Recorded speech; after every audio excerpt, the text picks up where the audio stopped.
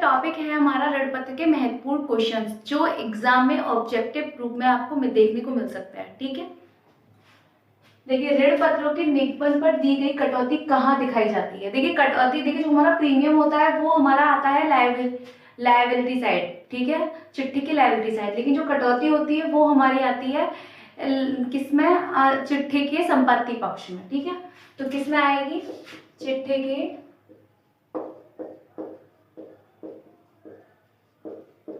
संपत्ति पक्ष में।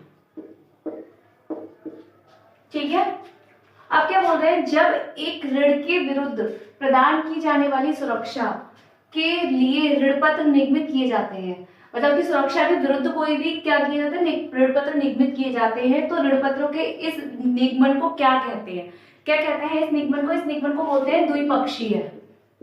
मतलब दो तरीके से काम हो रहा है, इसलिए द्विपक्षीय प्रतिभूति।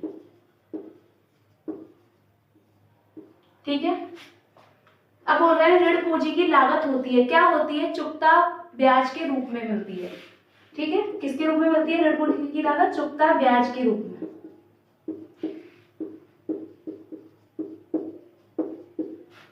ठीक है, अब बोल रहे हैं ऋण पत्र शोधन हेतु ली गई बीमा पॉलिसी का लाभ क्रेडिट होगा। देखिए बीमा पॉलिसी का लाभ क्रेडिट होगा तो पहले क्या बनेगी, debenture account debit to debenture redemption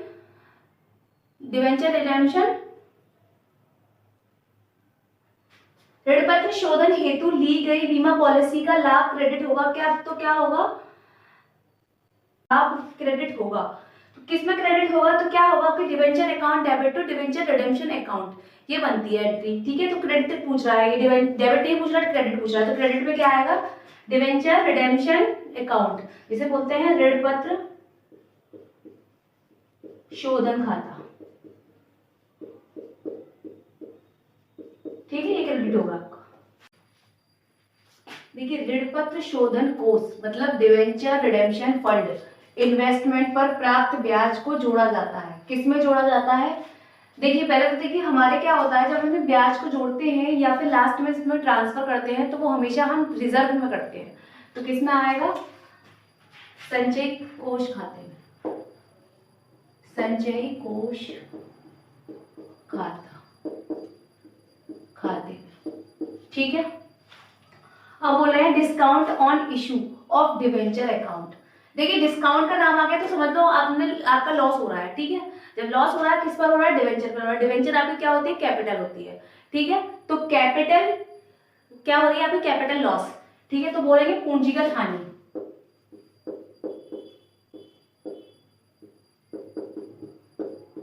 ठीक है, अब बोल रहे हैं यदि ऋण पत्रों को समपारदर्शी प्रतिभूति मतलब समपारदर्शी मतलब जो दिखाई ना देती हो, ठीक है, के रूप में निगमित किया जाता है तो उसे क्या, तो एंट्री क्या बनती है आपकी, तो क्या बनेगी, देखिए डिवेंचर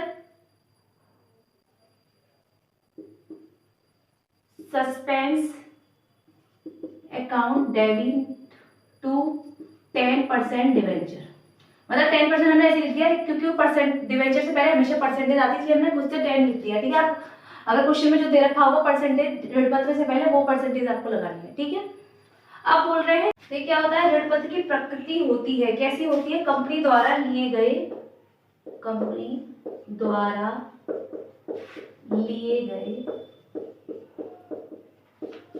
ऋण का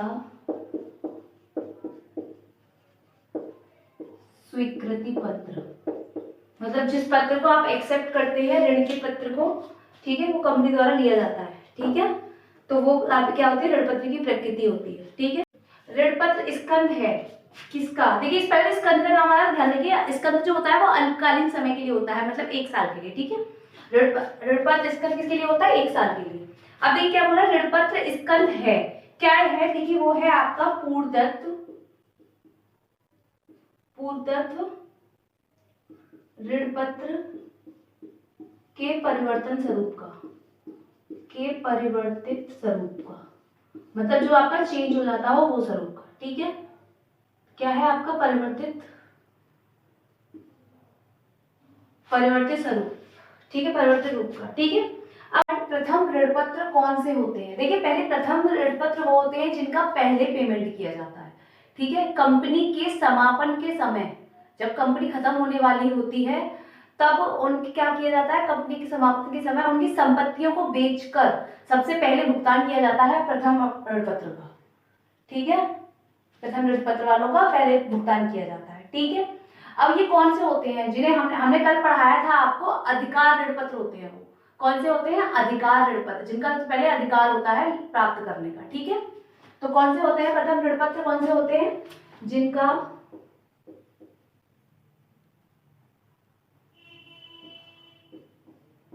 कंपनी के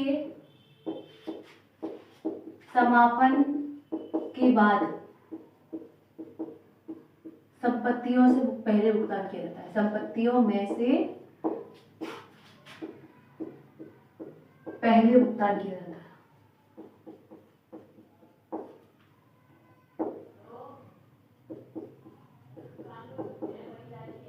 ठीक है, अब बोल रहा है ऋण पत्रों का निगमन के लिए अभिगोपन कमीशन होता है, मतलब गुप्त कमीशन। ठीक है, अभिगोपन मतलब गुप्त कमीशन कितनी होती है, वो होती है 2.5%। ठीक है, एक नई कंपनी ऋण पत्रों का निगमन किस पर नहीं कर सकती। देखिए, जो कंपनियों का ऋण पत्रों का निगमन होता है वो 3 चीजों पर होता है। ठीक है, पहला होता है आपका एट पार मतलब सममूल्य पर। ठीक है, फिर होता है आपका प्रीमियम पर। ठीक है, तीसरा होता है आपका छूट पर, डिस्काउंट पर। ठीक है, तो किस पर नहीं कर सकती वो, देखिए एट पार पर कर सकती है, मतलब सममूल्य पर कर सकती है, प्रीमियम पर कर सकती है, वो छूट पर नहीं कर सकती। ठीक है, किस पर नहीं कर सकती, छूट पर। ठीक है, अब बोल रहे हैं ऋण पत्र पर देय ब्याज है, क्या है, लाभों का, कंपनी के लाभों पर प्रभार, कंपनी के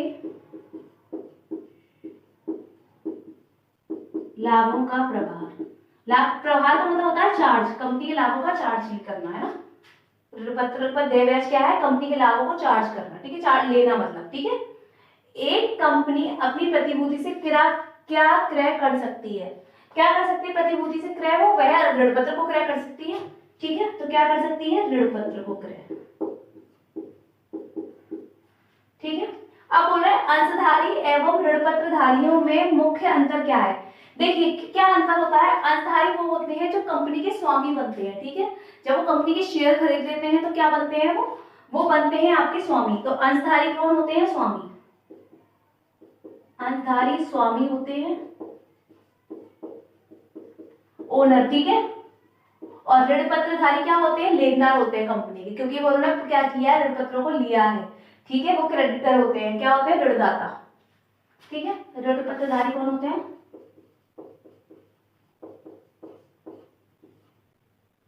धारी लेनदार होते हैं, लेनदारों क्या बोलते हैं, ऋणदाता।